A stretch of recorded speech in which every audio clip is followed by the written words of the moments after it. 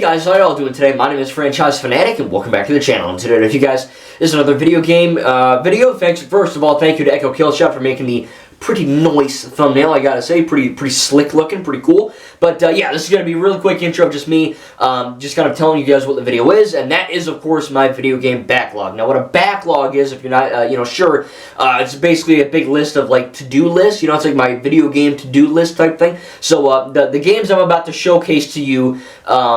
After this little spiel here, is games that I have to work on for either the Xbox 360, the Xbox One, or the Xbox Series X. So there are a lot.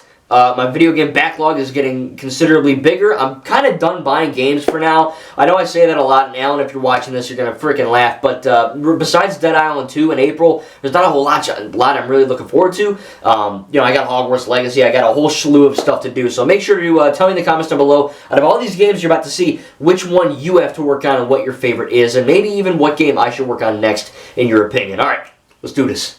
Alrighty guys, so for the first game I have to work on is actually a brand new game that well, not brand new, it's brand new to me, that I just got, which is Mirror's Edge Catalyst, and this is, from what I've heard, it's like an open world style parkour game, kind of like Dying Light or Dying Light 2 with, awesome parkour in a giant city. And I've been playing it, I'm about, I don't know, a few missions in. It's freaking awesome. I got it in the exchange for $4, and it is well worth, it's well worth $4. I paid $12.15. I mean, it's very, very, very good game, but for $4, you couldn't really go wrong. And it's cool. The story is complete garbage, but, apart from that, the open world itself is pretty cool. So, again, it's not the most massive game ever, but for what it's actually marketed as, an open world parkour game, it's pretty cool. Okay, so here we have Hogwarts Legacy for the Xbox Series X. I already unboxed this and showed you guys, but I'm not so far, I'm not stupidly far into it because I took a break from Mirror's Edge, but what a great freaking game, man. Like, it's fantastic. I'm a huge Harry Potter fan. I love all the movies and all that. Fantastic Beasts, for the most part, all of it. Performance mode, complete trash. It runs like dog cheese. Fidelity mode, it's alright. It's 30 FPS, but, it is smoother than performance mode, unless they patch it. There's kind of this big issue. There's some DLC stuff I'm not going to show you guys, but for, codage reasons, but a lot of these games that come out now are very unoptimized, this including, but I think they're going to patch it, and so far in fidelity mode, it's pretty good. Alright, so next up we have Middle-earth Shadow of War. Now, I do own Middle-earth Shadow of Mordor. I played a little bit for it, for the channel, probably for like podcast gameplay, and I enjoyed it. Middle-earth Shadow of Mordor is basically like, Middle-earth meets Assassin's Creed meets the Arkham series. It's pretty freaking cool. Now, I have not started a Shadow of War, however, I think it's better. I mean, it's bigger, so I mean, it's a bigger open world at least, so that'll be cool. Nemesis system is back, so really, really cool. I don't believe this is canon to the actual Middle-earth, the Hobbit, Lord of the Rings movies and all that, but, it still is pretty cool to get it. And again, I think I bought this for like $8 at the exchange. I mean, I swear to God, I'm shouting at the exchange so many effing times, they better give me a discount. Anyway, really good game. Can't wait to start playing it. Tell me down below in the comments if you have played Shadow of War and which one's your favorite, Shadow of Mordor or War. It's a mouthful, but, Alright, so the first Xbox 360 game, Batman Arkham Origins. Now, I have played this multiple times. I got it in like 2014, something like that. It's a very underrated Arkham game. The guys that made this actually made Gotham Knights. And I do think Gotham Knights is a better game. I know I'm the only one in the friggin' world to say that, but I do think it's a better game. I do love Arkham Origins, though. I think it's better than Asylum and maybe City. I'm just replaying it for schlitz and gigs, but, it is pretty fun to, play this game over again. I took a break, obviously. Like I said, I'm working on Catalyst right now, Mirror's Edge, but, back when 360 games had 2 discs. This is like the install disc, and this is the play one, but I think it's a fun game. Definitely the most underrated Batman game probably of all time, apart from like Lego Batman, something like that, but in terms of Arkham games, it's pretty solid.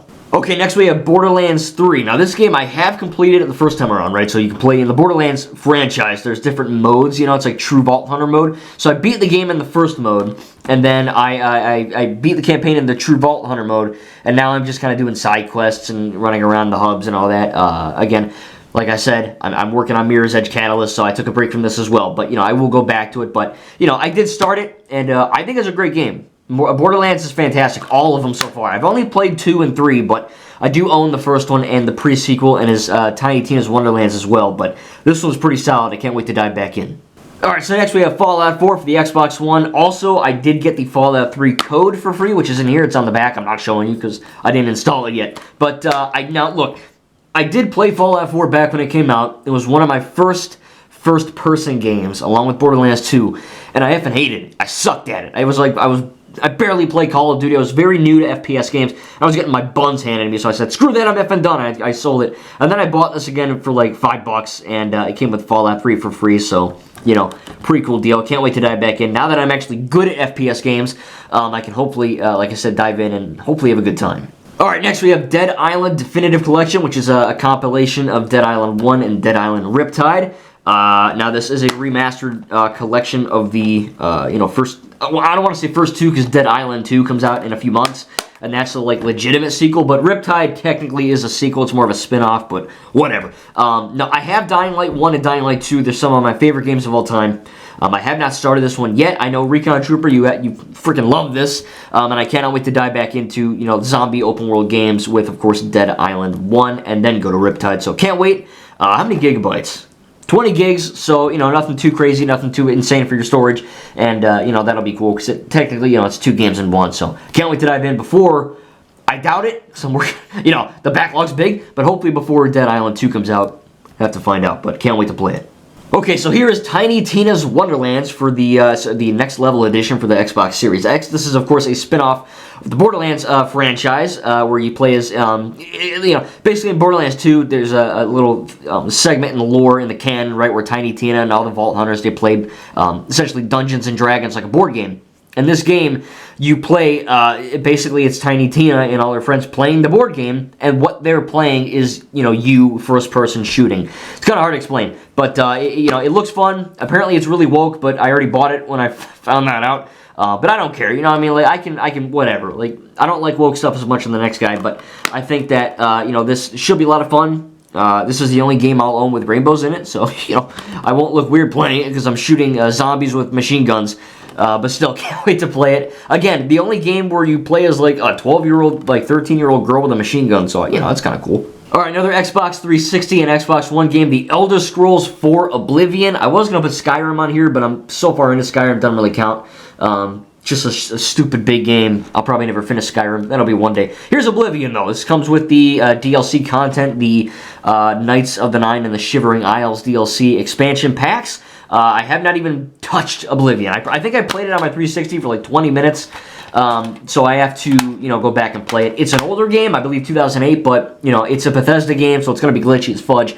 But, it should be fun. I love The Elder Scrolls 5, I love Skyrim, and it should be a lot of fun to play. And I believe on Series X, this is actually 60 frames per second, so it's going to be a lot smoother than when I played on my 360, which was like -2. Alright, next up, Assassin's Creed 3 Remastered, or Remasteries.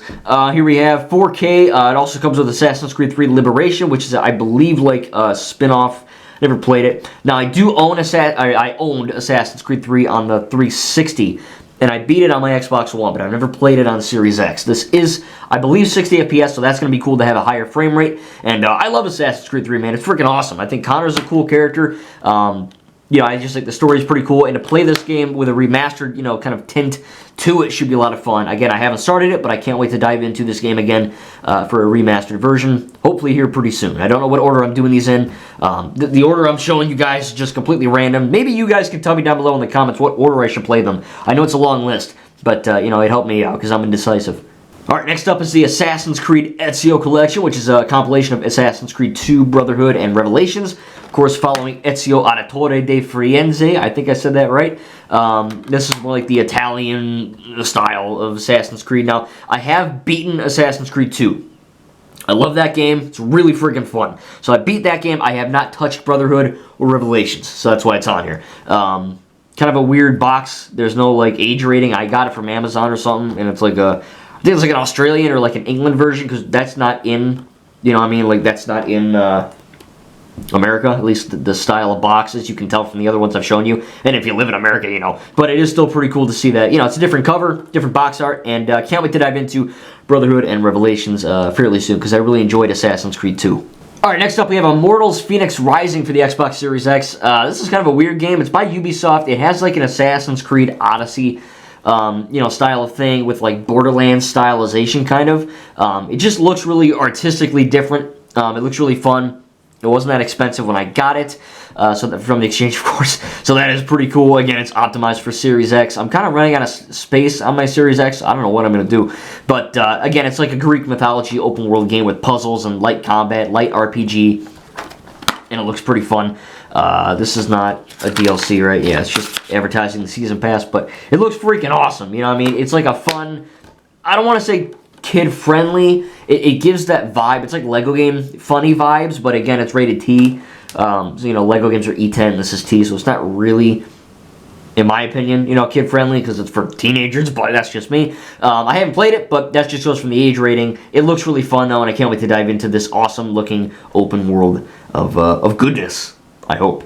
Alright, another Assassin's Creed. We got Assassin's Creed Syndicate, which is the only one I haven't really... This is the latest one I bought. I really was put off by this game at first, because I heard enemies didn't respawn. There's my receipt, look at that. But, you know, my one buddy was like, oh, I know how to respawns were good, so I don't think it's as much enemy respawn as, like, Unity or other games, but, you know, I couldn't pass up not playing it. You know, I mean, it was very cheap at the exchange. I swear to God, this place is like heaven for gamers. You gotta have them go. But it definitely is gonna be fun to play in London, which is in 1868, which is, I believe, the you know, the, I don't want to say newest, but the, I guess, most current timing for an Assassin's Creed game, because, you know, you're playing in like the really, really old times. And this is the newest in terms of the, you know, timing of the lore. So pretty fun. Can't wait to dive in. I heard the combat is trash, but you know, if you played Syndicate, tell me down below what you think. All right, Borderlands: The Handsome Collection. This is a compilation of Borderlands 2 and the pre-sequel. Now, I have played Borderlands 2. It was actually my first Borderlands game I ever played. That game is a masterpiece. I haven't loved it. Like, it's one of the best games of all time, in my opinion. Borderlands 2 is god tier. So is 3, but 2 was the first one I played, and that was what really hooked me out of the franchise. I think the Borderlands franchise is kind of like the Dark Souls or like Elden Ring for FPS games. It's not easy. It's very friggin' fun. Again, there's the pre-sequel as well. Haven't played that yet, but this whole franchise is just chock full of replayability. It's fantastic. Can't wait to dive into it. And yeah, start the pre-sequel pretty soon here. Alrighty guys, here is Borderlands Game of the Year Edition, aka Borderlands 1. Pretty cool. There's the disc, there's a little map inside here, which I'll show you in a second. But pretty cool stuff. It is the first one that they made, so it's obviously, I don't want to say the worst because I haven't played it, but, you know, it's the one, it's the first one. So, you know, they didn't make the sliding or the vaulting or the whatever that, you know, the other ones have. But it still should be a lot of fun to play this one and just, you know, kind of see where it actually started. They have a mini-map now. They got 60 FPS, 4K visuals. So this is the Game of the Year edition, so it is a remaster. But, you know, still pretty cool to check out. So let's see this poster here, because it's pretty cool that it came with it. So obviously I'm going to cut, because me trying to open this thing is going to be, oh boy. Alright, so here's the Borderlands Game of the Year edition poster. Pretty friggin' cool, honestly. I should probably, like, put that up on my background wall. That's actually pretty dope. I don't know why it's stuck in that container. And then if you turn it around here, you actually have a nifty little map of Pandora. Not Avatar the Blue People, but the Borderlands Pandora. This is, I believe, the smallest map out of all of the Borderlands games. Still pretty friggin' awesome, though. I mean, you got a lot of locations here. There's, like, what, 38 locations? It's pretty insane. So, yeah, I think it was a pretty cool poster.